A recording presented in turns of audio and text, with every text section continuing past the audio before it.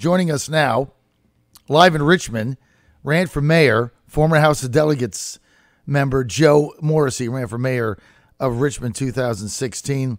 Levar Stoney winning that hard-fought election. Hey, Joe, good to have you, man. Good morning, John. How are you? Lots to talk about today. But my first question is, how's your wife, Myrna? I know she went to the hospital on Friday. How is everything with her now? Thanks for asking, John. Took one of the babies was having a hard time breathing early in the morning, about 4:30, and she took the baby there. But Bella's fine. Just had what the doctors called croup, gave some steroids and whatnot, and so she's not quite back to 100%, but doing very well. But you're kind to ask. All right, good deal. So we got a lot to talk about. I'm going to start with Richmond, then we'll go state, then national. Let's start with the city of Richmond. You could have been the mayor. I was hoping you would be. Didn't work out. Tough race. Now, what is Levar Stoney doing with these monuments? I got a lot of callers upset about this. What is Levar Stoney trying to do with these Confederate monuments that have been there for a very long time? Okay, well, let me begin by saying, and we've spoken before, and I've said several times that I want Levar to be very successful as mayor. Yes. Because if he is, then the city benefits. Yes. And I have not leveled any criticism at all in the 6-7 months that he's been in office. But let me just give a perspective on what I think he did well and what I think he did wrong. Okay. Right? What he did well is calling for a dialogue is good. He enlisted a strong cadre of 10 people, historians, scholars, some elected officials to begin this dialogue, and he called it, a blue ribbon commission. You've got folks like Ed Ayers has written several history books. Greg Gimbel, director of education for the Library of Virginia. Christy Coleman is the CEO of the American Civil War Museum. That was a good start, and I want to give him kudos for that. And he said these people will begin the dialogue. We'll have an open website. Let's talk about it. We're doing what is being done in New Orleans and Missouri and in St. Louis, Missouri, in Charlottesville. However, I think that what he did wrong was in his initial pronouncements, he said, quote, equal parts myth and deception. The statutes were alternative facts of their time. They were built to lionize the architects and defenders of slavery and to perpetuate a tyranny and terror of Jim Crow and reassert white supremacy. Well, by doing that, he has told the commission, here are your marching orders. Mm-hmm. Here is how you're going to proceed instead of saying, let's have that open dialogue. Okay?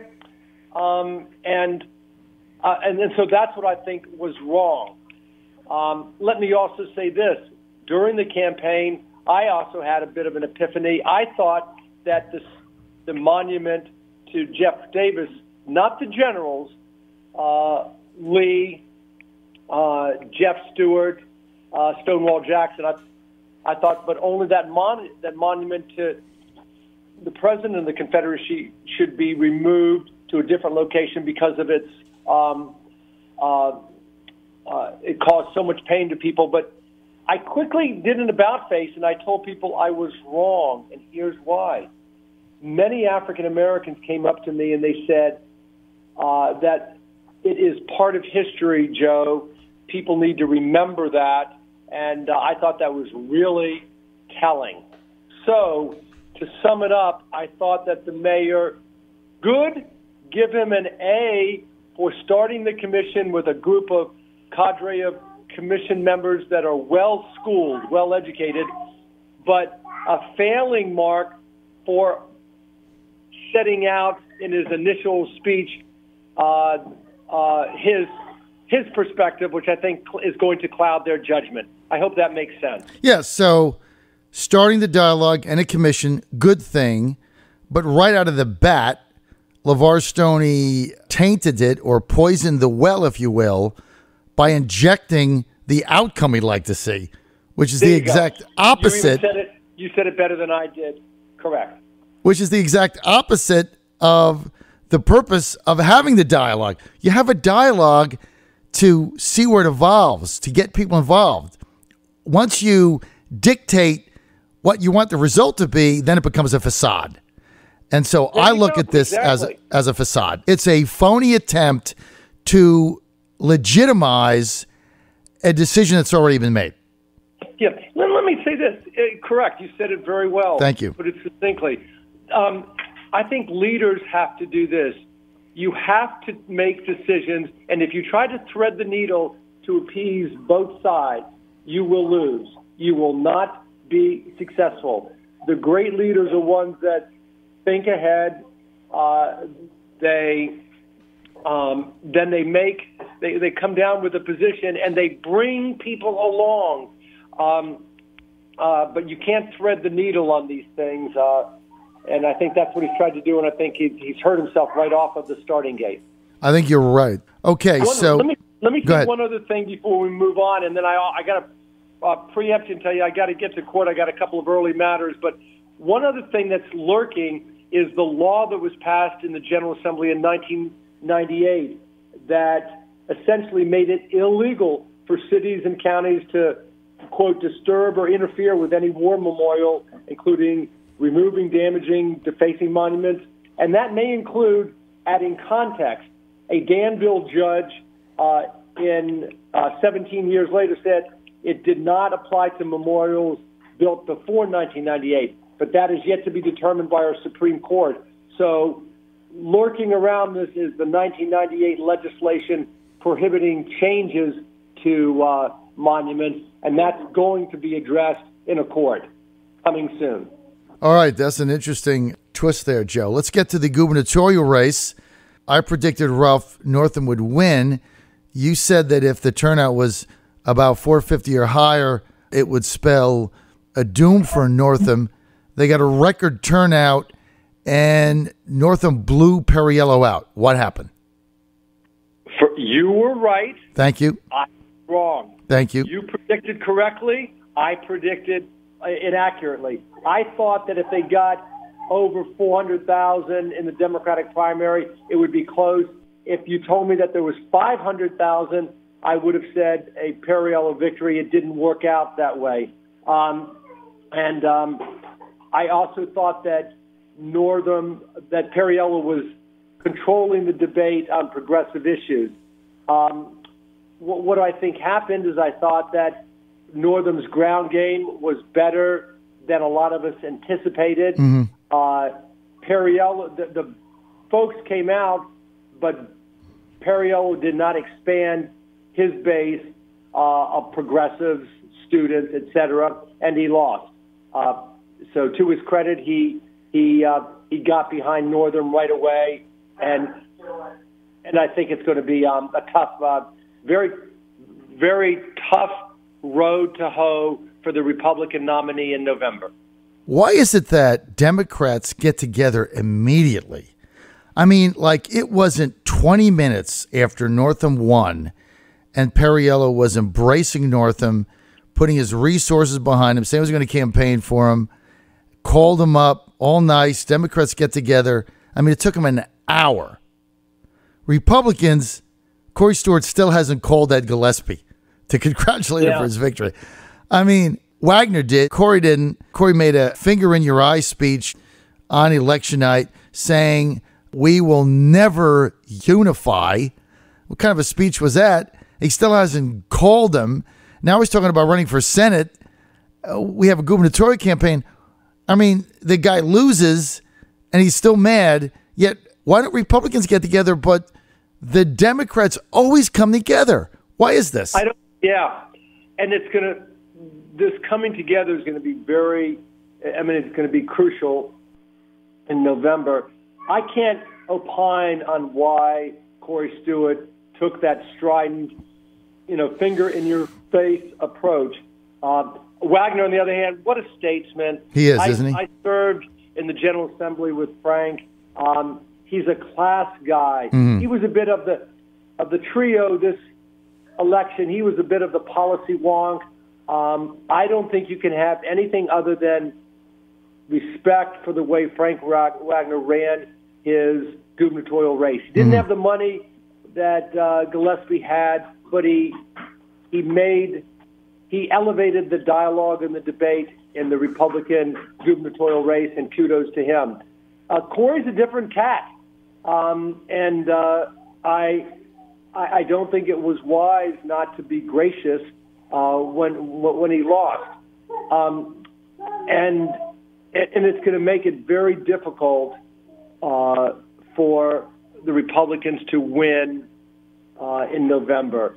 And remember, you're a big Trump supporter, but a lot of what's motivating the Democrats is this, and independents. That's the most important thing. I should say what's motivating the independents is this anti-Trump sentiment that's out there.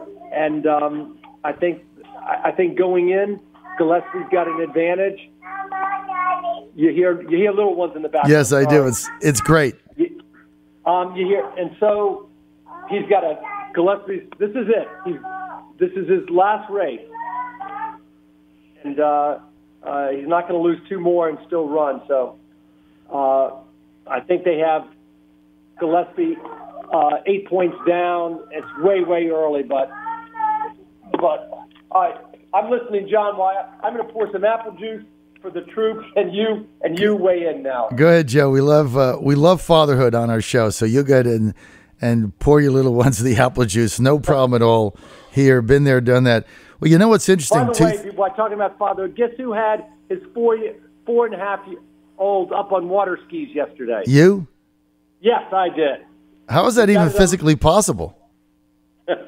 Oh yeah, we got it on video. I'll send it to you later today. You got to send me the video. I don't know how you get that 4.5-year-old up on skis, but you got to send me that. But I tell you, I agree with what you said on Wagner. I think he ran a great campaign, and he's a class act. He called Ed immediately, and he's offered nothing but help, and he's just a class act. And those of us that know him well, like me, that are in kind of the what we call the Wagner family, so to speak. He's just a class act. He's a good guy, and he did the right thing. But I'll tell you the other thing, Joe. You and I are about the same age. We're a little long in the tooth here. And two things as I got older I learned, and I think you're going to agree with me. One of them is, as you get older, you realize there's no substitute for grace. There just is none. And a lot of the things I did as a younger man that was not graceful for whatever reason, you get older, you realize, there's no substitute for grace.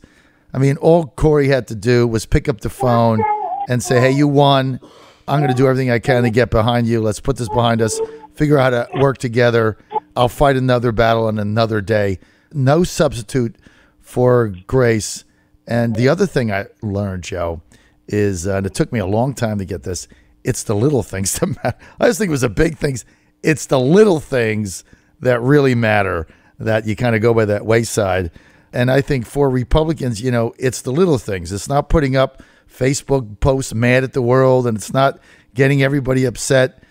It's, get back together. Find the common ground. You have a nominee. You don't always get the nominee you want. Find the common ground and try to move forward together, and then maybe put a coalition together that can be competitive in the fall. Until the Republicans can figure that out, they don't have a shot in this race, Joe. None. Yeah, you're right. I'm going to be. It's too early for you to start making predictions, but I think we all know, when you proved it last time, you're 98% spot on with your predictions. I think you do more of an analysis type thing before you make a prediction, as opposed to your gut, more like a Larry Sabato model. But I'm interested in, as the race goes on and we get into the fall after Labor Day, what your prediction is on this outcome. But unless the model changes, it's going to be, I think, a Democratic victory in the fall. Ralph Northam right now is the heavy favorite to get elected governor. There's no question. When you look at the trend and the fact Republicans so far haven't figured out how to get together. I think the bigger risk for the Democrats right now, things can change. It's very early. It's just start of summer. But the biggest risk for the Democrats is losing the lieutenant governor's seat. As much as I like Justin Fairfax, Jill Vogel is going to turn out to be a very, very tough candidate on the Republican side. She's already united everybody. She did it immediately. How she pulled this off, I have no idea, especially with the nonsense that went on with Reeves. But she's going to spend a lot of money, and she's going to be a very tough candidate for Fairfax. So I rate Ralph Northam going in right now. He's the favorite. I rate Vogel, Fairfax dead even, and Mark Herring is almost a prohibitive favorite over John Adams. A crazy series of events in Virginia is going to have to happen for Adams to beat Herring. We'll see how it plays out. Yep. Joe? Well, let me just say this. Go ahead. Adams, you're right. He's running up against an incumbent. That makes his job very difficult. Right. We've talked about Northam having a lead over Gillespie. Two really good candidates for lieutenant governor, Jill Vogel and Justin Fairfax. I know both of them. I served in the House when Jill was in the Senate, and she's a very elegant, classy lady. She puts in the hard work, and she is a good standard bearer for the Republicans. Let me just add this little twist to it. Virginians like to have diversity. Right. They have a history going back. If the person they put in the Republican, in the governor's chair, they then go often with the other party. Right. For lieutenant governor. So a Northam, Vogel, Herring ultimate vote in November, I think is likely at this point. Agreed. And so I like I said, I like Justin a lot. I think he'll bring a great voice to this debate. But I would give the edge to Jill Vogel right now. Agreed. If I were to make odds right now, I would say it's going to be Northam, Vogel, Herring, and I think Vogel is going to really prove in this race to be very tough. She's going to get a lot of votes in Northern Virginia. Plus, you got 6 candidates on the ballot, 1 female. Think about it. It matters, Joe. Oh, yeah. It matters. Hey, I got to take off. I want to thank Joe Morrissey for being with us. Hey, you want more info on Joe's firm? 804-737-1096, 804-737-1096. Joe, as always, it's a pleasure. Thanks for being with us.